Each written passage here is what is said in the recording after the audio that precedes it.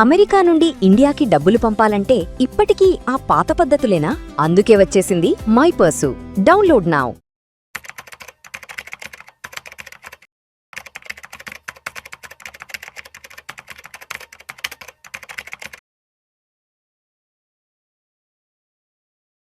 Hello viewers, I'm Madhvi Reddy. I'm certified financial planner and chartered wealth manager and as well as mutual fund distributor.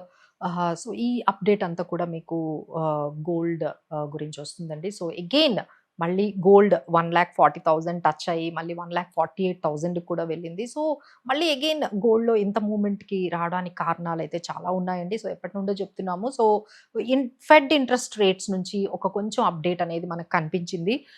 ఎప్పుడైతే యుఎస్లో job data అనేది కొంచెం అంత అంటే నెగిటివ్గా అని చెప్పలేమండి, స్లో డౌన్ అయింది. అక్కడ జాబ్ ఏవైతే డేటా ఉంటుందో ఆ గ్రోత్ అనేది అంత ఎక్కువగా కనిపించలేదు, కొంచెం స్లో డౌన్ కనిపించింది అనగానే దేర్ మైట్ బి లైక్ ఇంకా యుఎస్ ఫెడ్ ఇంట్రెస్ట్ రేట్స్ ఏవైతే హైక్ చేయాలి అనుకున్నారో మేబీ చేయకపోవచ్చు. అంత ప్రెజర్ అనేది ఇప్పుడే ఇంట్రెస్ట్ రేట్స్ హైక్ చేయాలనే ప్రెజర్ అయితే కొంచెం తగ్గిందండి. సో ఎప్పుడైతే ఇంట్రెస్ట్ రేట్స్ అనేవి అలానే ఫర్మ్గా ఉంటాయో లేకపోతే తగ్గే ఛాన్సెస్ ఉంటాయో గోల్డ్ అనేది మళ్ళీ పెరిగే అవకాశం ఉంటుంది. సో దానికి కొంచెం పాజిటివ్ న్యూస్ అండి. అలానే డాలర్ ఇండెక్స్ కూడా చాలా వరకు వీకనింగ్ అయింది. సో ఆల్రెడీ 100 దగ్గరకి వచ్చేసింది. సో ఇది కూడా మనకి పాజిటివ్ న్యూస్ అనేది మనం చెప్పొచ్చు. అలానే మనకి ఇక్కడ కొంచెం డిమాండ్ కూడా తగ్గిందండి. అంటే మన ఇండియన్ పీపుల్ ఎప్పుడైతే మనం అంటే ఎప్పుడైతే రేట్స్ బాగా పెరిగాయో కొంచెం బయింగ్ అనేది తగ్గింది. ఓన్లీ చైనా కొంచెం బై చేస్తుందండి.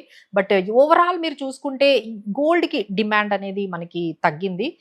బికాస్ ఆఫ్ హైయెస్ట్ ప్రైజెస్ కానీ లేకపోతే మనం చూసుకున్నట్లయితే ఈ లైక్ ఈటీఎఫ్స్లో బయింగ్ తగ్గివ్వడం కానీ లేకపోతే ఓవరాల్గా ఈక్విటీ మార్కెట్స్లోని పెట్టుకోవడం కానీ ఇలా షిఫ్ట్ అవ్వడం వల్ల మార్కెట్స్లో ఈ వాల్టిలిటీ అనేది ఒక్కసారిగా గోల్డ్లో బాగా కనిపిస్తుందండి. But still we say that gold may not give that much returns అయితే ఎక్కువ ఎక్స్పెక్ట్ చేయలేము. But it will be in a consolidated ఈ ప్రైస్ రేంజ్లోనే ఉండే అవకాశాలు అయితే కనిపిస్తున్నాయి.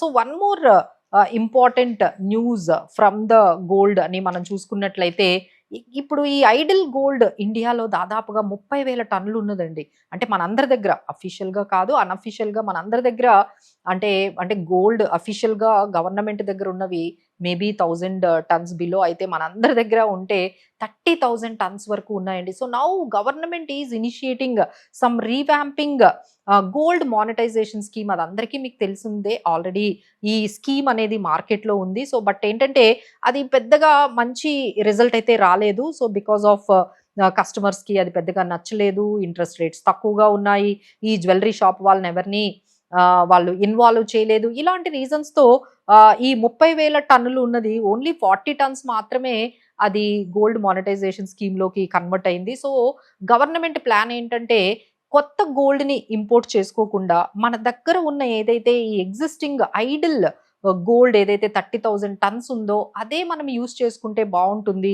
ఎందుకు మనం ఇంపోర్ట్స్ చేసుకోవడము, ఎందుకు మన డాలర్స్ అనేవి మళ్ళీ పే చేస్తూ ఉంటే మన ఫారిన్ రిజర్వ్స్ బయటకు వెళ్ళడము, ఈ రూపీ మీద pressure పడడము.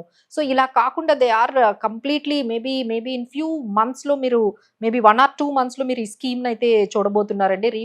Revamping of gold monetisation scheme అనేది రాబోతుంది. ఈసారి స్పెషల్ ఏంటంటే ఈసారి వెరైటీగా వాళ్ళు ఈ గోల్డ్ జ్యువెల్లర్స్ని ఈ స్కీమ్లో ఇన్వాల్వ్ చేయాలి. వాళ్ళ ద్వారా ఏదైతే ఈ ఐడిల్ గోల్డ్ అనేది ఏదైతే ఉందో అదంతా కూడా మళ్ళీ మనము యూటిలైజేషన్కి తీసుకొస్తే బాగుంటుంది. ఇంకా మనం బయట నుంచి ఇంపోర్ట్ చేసుకోకుండా మన గోల్డ్ మనమే వాడుకుంటే బాగుంటుంది. సో మేబీ ఇంట్రెస్ట్ రేట్స్ పెంచొచ్చు, సో అట్రాక్టివ్గా చేయొచ్చు. అలానే ఈ గోల్డ్ జ్యువెలరీస్ కూడా ఎవరైతే కన్వర్ట్ చేస్తున్నారో వాళ్ళకి కొంచెం ఎక్కువ బెనిఫిట్స్ రావచ్చు. సో దేర్ ఆర్ ఫైనల్ స్టేజ్లో ఉందండి ఈ revamping of gold monetisation scheme. So దీనివల్ల కూడా మనం కొన్ని చేంజెస్ ఈ గోల్డ్ ప్రైజెస్లో మనము ఎక్కువగా చూసే అవకాశాలు అయితే మనకి 1-2 మంత్స్లో కనిపిస్తున్నాయి. Right now gold can be in this range బౌండ్లోనే ఉంటుందండి. So need not to worry అది ఎక్కడికో వెళ్ళిపోతుందని అయితే మాత్రం there chances are very less. ఎందుకంటే గోల్డ్ మీద చాలా వరకు అందరూ కూడా అంటే మన ఇండియాలో కూడా మేము గమనిస్తున్నాం అండి, దాదాపుగా ఒక 70 టన్స్ వరకు అంటే గోల్డ్ ఈ ప్రైజ్ హైక్ నుంచి అంటే 1,80,000 నుంచి మనం చూసుకుంటే 1,40,000 వరకు మనం చూసుకున్నట్లయితే ఈ ప్రైస్ తర్వాత ఈ లాస్ట్ 2-3 మంత్స్లో చాలా వరకు సెల్లింగ్ అయితే మన ఇండియన్ మన వాళ్ళందరూ కూడా గోల్డ్ని అయితే దాదాపుగా అమ్మేస్తూ ఉన్నారు. ఐదర్ ప్రాఫిట్ బుకింగ్ కానివ్వండి, లేదు ఎమర్జెన్సీ కోసం కానివ్వండి, లేకపోతే నీడ్స్ ఉన్నాయని కానివ్వండి.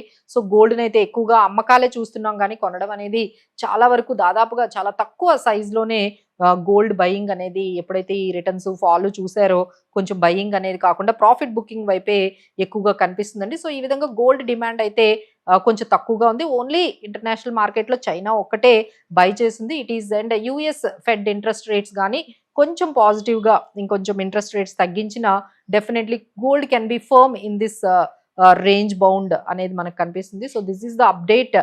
సో ఎవరైనా లాంగ్ టర్మ్లో బై చేసుకోవాలి అనుకుంటే ఓన్లీ స్టేజ్ వైజ్ లేకపోతే ఎస్ఐపి వైజ్ ఎవ్రీ టైమ్ సిస్టమేటిక్గా బై చేసుకోండి. బట్ బల్క్లో మాత్రం ఒకే ప్రైస్లో మీరు ఇన్వెస్ట్మెంట్ వైజ్ అయితే వెళ్ళకండి. ఫిజికల్గా అయితే మీరు కొనుక్కోవచ్చు. ఏదైనా ఎమర్జెన్సీ ఇంపార్టెంట్ ట్రెడిషన్ ఉంటే మీరు బై చేసుకోవచ్చు. బట్ ఇన్వెస్ట్మెంట్ పరంగా అయితే we don't suggest to buy the gold in so బల్క్లో అయితే మీరు ఒకేసారి లంసంలో అయితే కొనకండి. కొనుక్కోండి బట్ స్టెప్ వైజ్ కొనుక్కోండి. సిస్టమేటిక్గా లాంగ్ టర్మ్ వ్యూతో కొనుక్కున్న వాళ్ళకైతే gold might give some good returns and so this is it. Thank you so much for watching.